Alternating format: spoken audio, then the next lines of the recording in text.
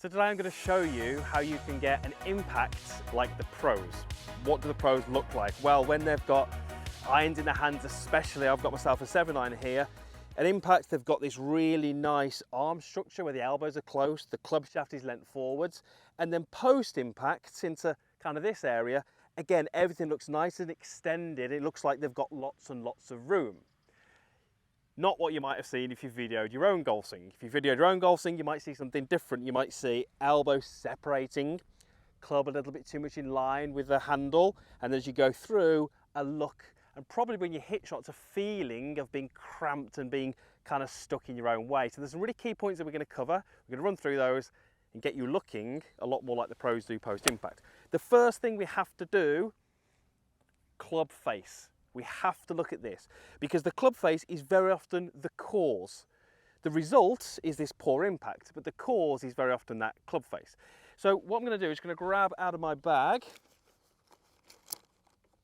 a device. You've seen me use this before. It's a pointer. It's going to sit onto the sweet spot and show me where my golf club is pointing. If you, as you approach the golf ball, so into this sort of last delivery position here, if that pointer is facing upwards towards the sky, that would indicate that your club face is open. Now, when you have an open face, you better fix that. Otherwise, you're going to be looking for your golf balls in the right rough and losing them in the right trees. So if you don't fix it, it's not going to end well. So how do you fix it? Well, you stop the body, you flip the hands, and you create that ugly looking impact that so many of you, unfortunately, will be familiar with. If you have got the open face and this poor impact, the poor impact is helping you. It's actually making you kind of hit it about straight. So it's the face we need to fix, not the impact. So job number one is to, from the top, get that club face, which you can see points up towards the sky, and get it to point down at the ground earlier. In terms of club face, just think of it in really simple terms. Think of it as a club pointing at the ground and a club pointing at the sky. That's as simple as I want you to think it. As you get to the top, where does my club point? Sky, ground. Sky, ground. What we don't want is sky, sky, sky, sky, sky, all the way to here, and then we have to flip with the hands.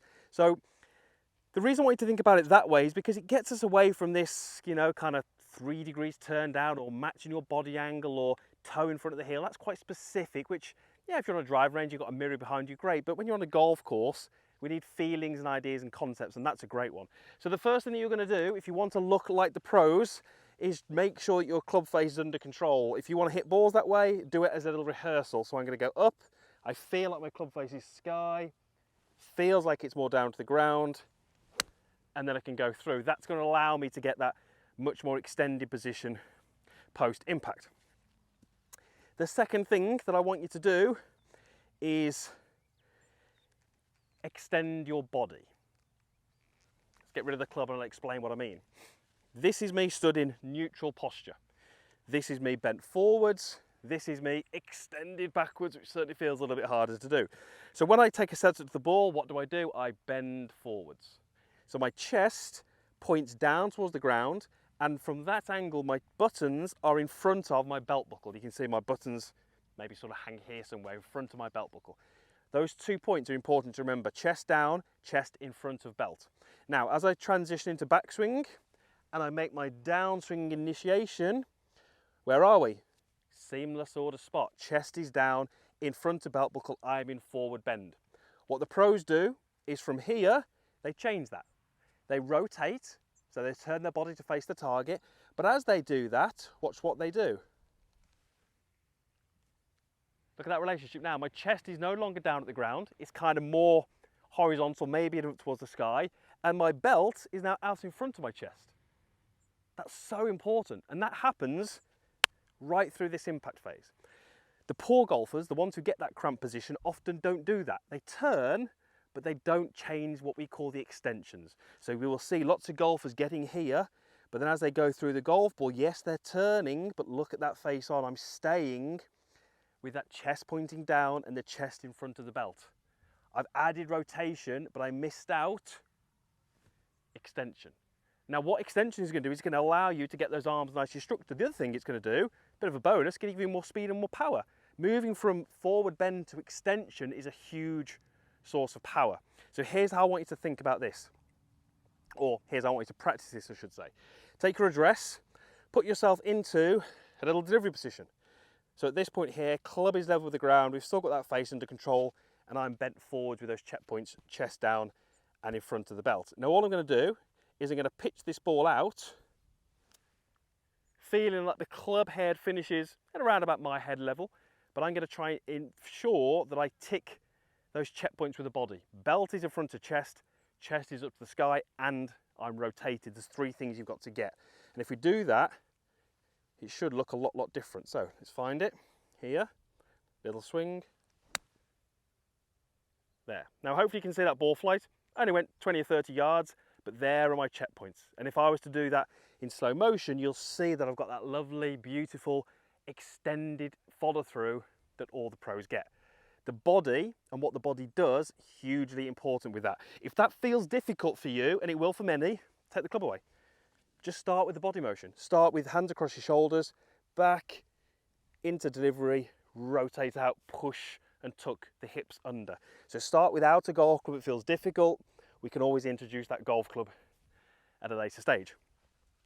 That was our second point. We're on to point number 3, and this is a little bit more of a kind of focus, and it's something which you can certainly take to the golf course because it's quite a simple thought, and it's just to do with your elbows. So what I'll be looking for you to do is what I call squeeze the elbows. So I want you to imagine, and I appreciate this is a weird and wonderful analogy, but I want you to stick with it because it will help. Imagine that I set up, I've got something between my elbows. Now we'll use a fruit just because it comes to mind. Let's think of melon. And your job through impact is to squash and sort of crack that melon. I told you it was a weird analogy, but it will help you. So what we're often seeing through the impact area is the elbows separating. The golf club getting pulled in towards the body, often through a lack of rotation and extension, but we fixed that now, so you should be fine there. But the elbow separating is still an issue. So I would be getting you to hit shots where you feel like you're squeezing those elbows together. Squeezing the elbows will actually just straighten the arms, which is kind of what we want to do. So turn, squeeze the elbows, and you will be pushing the golf club away from you, and that's how we get that beautiful extension. Now again, I would be looking for you to do this over a short distance, so we might only want to hit this 30, 40 yards. But I'm squeezing the elbows, and as I squeeze the elbows, I get that extension in the arms, I get that club moving away from me. Again, similar to that previous drill, if you're struggling, start without the club. Now I like to do this little drill with my palms facing the ground and my elbows fractionally bent. You can see there's a little bit of bend in them. And what I would do is I'd make a little body pivot, and as I'm going through, I would push those hands and extend those arms. So I feel like I'm putting some pressure down into the ground that's here. And I can really sense that with my hands in this position. And adding that little flex at the start really gives me something to focus on. So if we were to put all those things into a golf swing, you know, we have the face under control, we have the body moving correctly, and we squeeze the elbows, we should be well on our way to getting something that looks a lot better at impact and just post impact. And actually, that's not a bad shot. That's kind of first few things of the day. There's one more thing that we have to kind of cover, because you can do all those three things, you can have them dialed in and correct, and there's something which can kind of trump all those and get you into that really horrible impact position, and that's up here. If you do not trust the golf club that is in your hand, all of those other things are going to kind of become irrelevant. There is one reason, and one reason only, that my ball goes into the air, and that is the fact that I've got a golf club with some loft. The club that you choose obviously will depend on what that loft is, but that's the reason the ball gets in the air. I have to trust that, because what you'll notice on all of those shots, I'm hitting down on the ball and landing the club target side of the ball. Therefore, I'm striking it well, and the loft is able to do its job. If I've got all of those things in my mind that we spoke about that we want, those good things, but over the ball, my mind kicks in and it says, you need to scoop this ball into the air, you need to lift this ball into the air, I'm going to be getting these horrible impact and post impacts because I'm leaning back, I'm trying to flick the club past the hands, and like I say, that can trump everything that you're doing good in your practice. So make sure you're doing the right things technically, but trust it when you get on the course. Don't worry about the ball flight. We know what the ball flight should be, but trust the golf club, trust the loft, and trust the fact that if you strike it well, you will get the flight that you're after.